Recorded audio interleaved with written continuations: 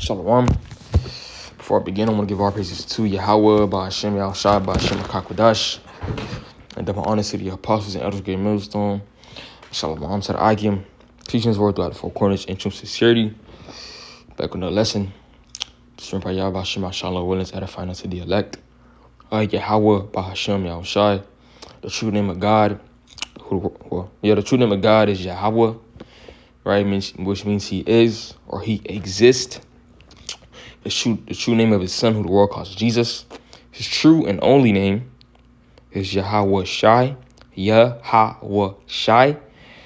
which means He saves or He delivers, right? And Yahweh, who the world calls God, is going to send Yahweh Shai to deliver the elect from the four corners of the earth, because we've been scattered amongst different nations, and deliver the 1/3 out of Babylon as well. And then, we living in the last days. Okay, we're coming. We're entering into the end of Esau rulership, the end of Esau, the JJs. All this wickedness is about to come to an end ultimately, man. Okay, and we're about to be set free, right? And this title or this lesson is going to be going into the rest of Isaiah 14, 25 to the end. Okay, and also the kingdom. Okay, wherever the story may lead me from there, right? So Isaiah 14 and 25. Then it says that that I will break the Assyrian in my land, and upon my mountains tread him underfoot. Then shall his yoke depart from off them, and his burden depart from off their shoulders, right? And the Assyrians represent, Esau, right? And it says, upon my mountains tread him underfoot, because ultimately the Lord is going to take Esau, Edom down, right? And then, right, shall his yoke depart from off of them. Depart from off of who? Who represent? Okay, actually, when you have a yoke on you, what does that represent? You in captivity, you're a prisoner, you're a slave. Okay, so the Lord's gonna, when Esau Edom gets taken out of power, then would this yoke, be taken off of us, right? And it says his burden from off of their shoulders. What burden? I was working these garbage ass jobs, basically getting paid crumbs, right? These devils, profit. Okay. And it's going to be the righteous recompense of Yahweh Shemel Shai. Because even though we don't have physical yokes, even though we once did, we're still under captivity because we don't own anything. Our food is poisoned, right? Our woman is off, ultimately because of Esau Edom, right? All, the man not having no, power in his kingdom, all that shit is going to end. Right, us having to work these jobs, all of it is going to end. Okay. It says, this is the purpose that is purpose upon the whole earth. Right, this is going to be the will of Yahweh Shemel Shai. Right. It says, and this is the hand that is stretched upon all the nations. For Lord Yahweh had purposed, and who shall disannul it? And his hand is stretched out, and who shall turn it back? Right. This is what the Lord wants to do. To take Esau Edom out of power. The scriptures say, quick milk scripture, 2 Ezra 6:9 says, let's start at 7. Then answered I and said, what shall be the parting asunder of the times? Or when shall be the end of the first, and the beginning of it that followeth? Right. Okay. It says Ezra's. Okay, action. What's going to be the times, asking what time is going to be. Okay. When is going to be that word when we're going to rule. It says, and he said unto me, from Abraham unto Isaac, and Jacob and Esau were born of him. Jacob held first the head of Esau. For Esau is the end of the world, and Jacob is the beginning of it that followeth. See, now was ultimately symbolic. Okay, when Jacob held the heel of Esau, very, very symbolic, because that means that we're going to be the ones to take him out of power. Okay, like it's saying, Daniel, the saints shall take the kingdom. When you take something, you're not asking, you're not going to a meeting, okay, discussion, negotiating. You have this part, I have this part, and we're just taking it all because it's for us anyway, right? Even Ezra said it himself. The earth, it was made for our sake. So why do not we possess it? Right? And Second Ezra, my mind is 9. No.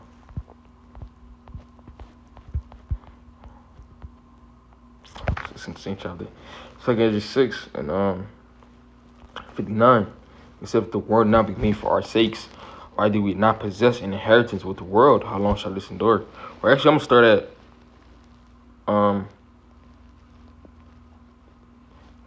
at 56.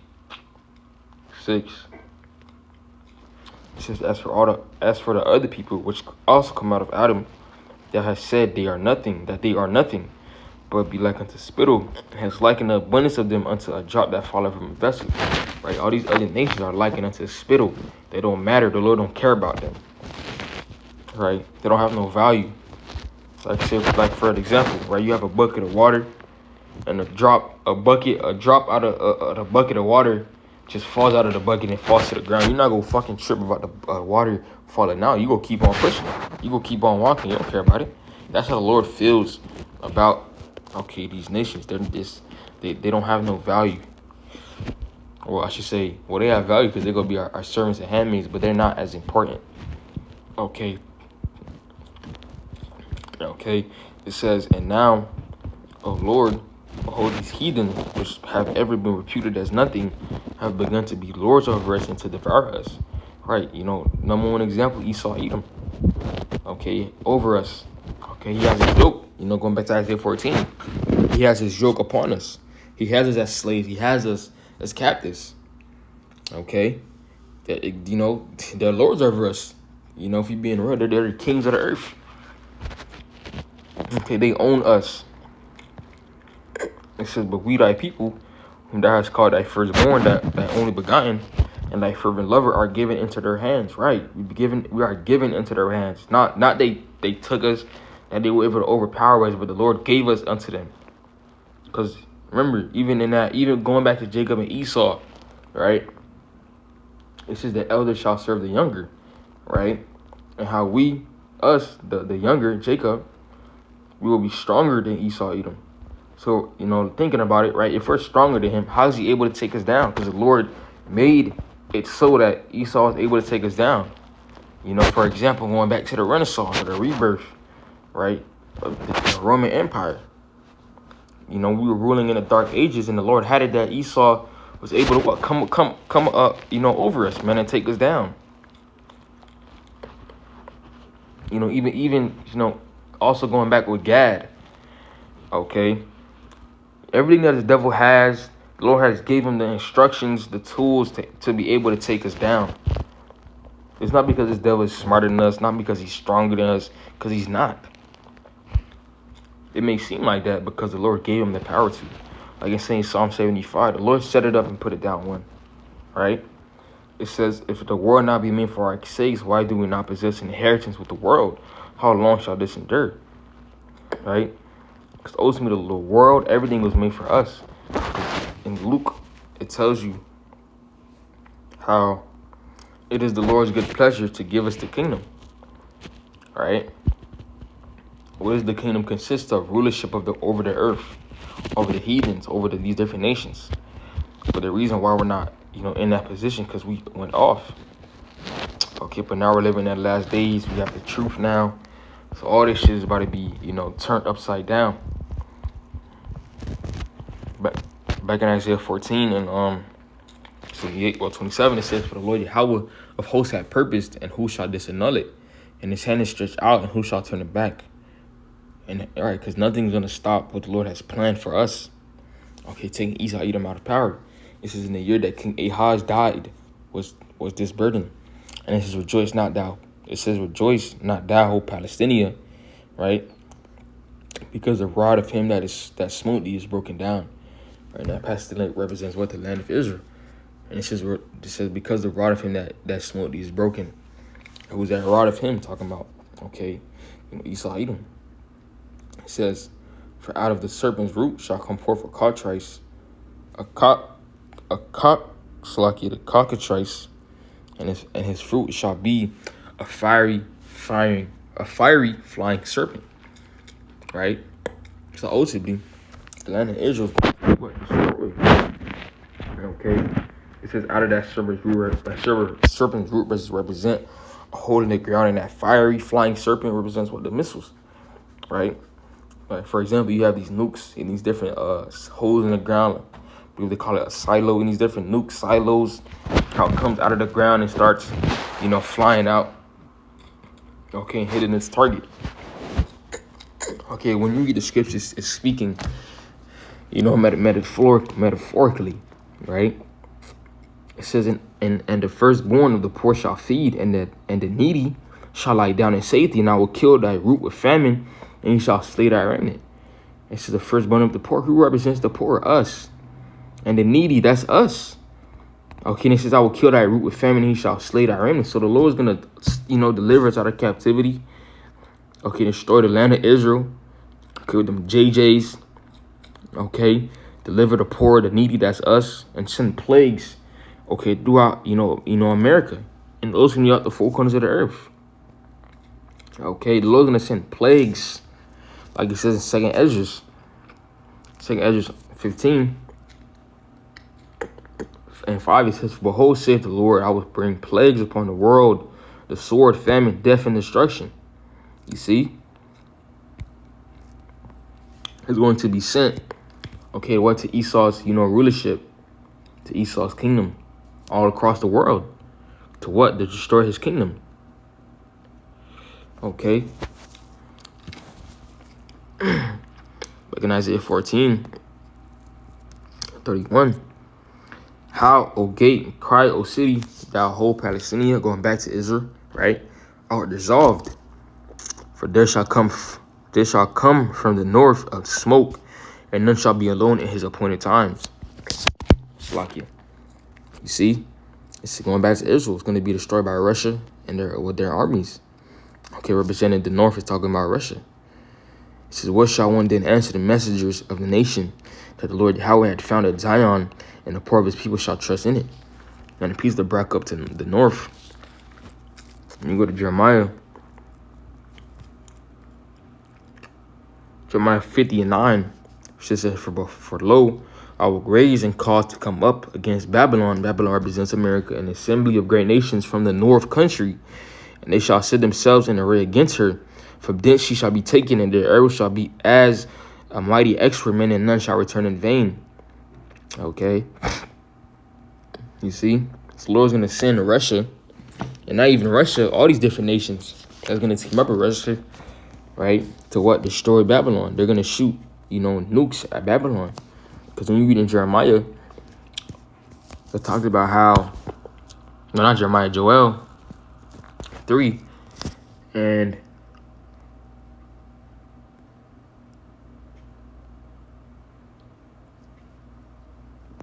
like 3:10,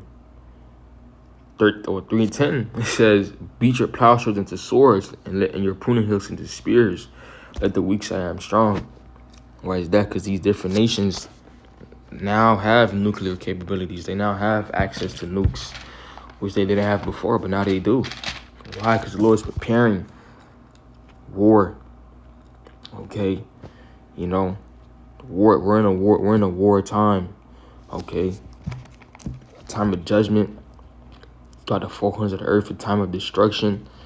Okay, a time of nation rising against nation. Okay, all these are signs. Also have wars and rumors of wars. This is a sign of a destruction of a kingdom. When nations start talking about World War III, Trump himself say, talk about World War III. You had also that image of Russia aiming their nukes at America. So if you don't see the signs now, then I don't know what to tell you, because we're living in those times. Okay, the destruction of a kingdom, of Esau, Edom's kingdom. Right, it's Revelation 18:2. And he cried mightily with a strong voice, saying, Babylon the great is fallen, and has become the habitation of devils, and the hold of every foul spirit, and the cage of every unclean and hateful bird. So Babylon is fallen. This is prophecy. So no matter what you try to do, to try to think, no matter what Esau try to do to stop this from happening, it will happen. Because going back to Isaiah 14, this is what the Lord has purposed, right? The word of the Lord will always be done.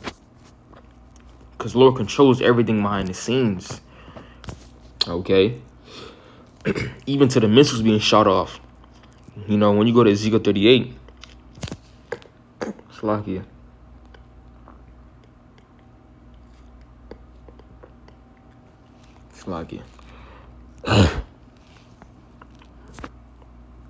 Ezekiel 38 and 10, it says, thus saith the Lord Yahweh, it shall also come to pass that at the same time shall things come into thy mind, and thou shalt think an evil thought. Thou shalt say, I will go up to the land of unwalled villages, and I will go into them that are at rest, that dwell safely, all of them dwelling without walls, having neither bars nor gates. Are those going to cause, Putin to press that button? Lord willing, it's him to press that button. Okay, to shoot, his nukes at America. Okay, the land of unwalled villages, talking about America, right? America is also called the virgin daughter, because America has never been touched. Okay, their defenses, their missile defenses is not that good as well. I believe they don't even. I'm not gonna say they don't have one, but it's not as good, right? But also in Ezekiel 38, also going back to that north country, represent Gog and the land of Magog. Ezekiel 38 and 1, and the word of the Lord Yahweh came unto me, saying, Son of man, set thy face against Gog, the land of Magog, the chief prince of Meshech and Tubal, prophesy against him, and say, Thus said the Lord Yahweh, behold, I am against thee, O Gog, the chief prince of Meshech and Tubal. I will turn thee back and put hooks into thy jaws, and I will bring thee forth, and all thine army, horses and horsemen, all of them clothed with all sorts of army, even a great company with bucklers and shields, all of them handling swords. So those are going to cause Russia and Russia's armies and Russia's allies, right, to go to war, okay, or to shoot missiles at America. It says Persia, Ethiopia, and Libya with them, all of them with shield and helmet. But Persia could represent Iran. Okay? And so we're living in those times, man, where the Lord's going to, destroy Babylon. Okay, if you cannot, I'm repeating myself, because it's inevitable. You can see it. You got signs of blood moons. You got wars and rumors of wars. All these things are not happening for no reason. And they're happening more frequently as we get closer and closer to that time to the return of Yahushua. And ultimately our kingdom being set up. This is inevitable. It needs to happen. We want it to happen. Or this 2nd Ezra 4 and 29. It says that therefore that which is sown be not, 28, start at 28, it says, but as concerning the things whereof thou asked me, I will tell thee, for the evil is sown, but the destruction thereof is not yet come. If therefore that which is sown be not turned upside down, and if the place where the evil is sown pass not away, then cannot it come that which is sown with good. So Esau Edom must be taken out the way for the good to come. And what is the good? The kingdom. Okay? The kingdom. America needs to be taken out with violence for the kingdom to happen. That's how all kingdoms came into play, by violence, by destruction, by death, by plagues, by sword. Okay? With famine, all these things have to happen. Right? Because then the kingdom will happen. Then we will be in power. And then we're going to have servants and handmaids. Right? Because it gotta get ugly, or it gotta get bad before it gets good. Okay? But with that alone, this lesson was edifying. Give our praises to Yahweh, by Hashem, Yahushua, by Hashem, Kakudash, the honors to the apostles, and those were great mills, and shalom to the Akim, teaching his word throughout the four corners, and true sincerity. And look at that, 1044, call on Yahweh, by Hashem, Yahushua.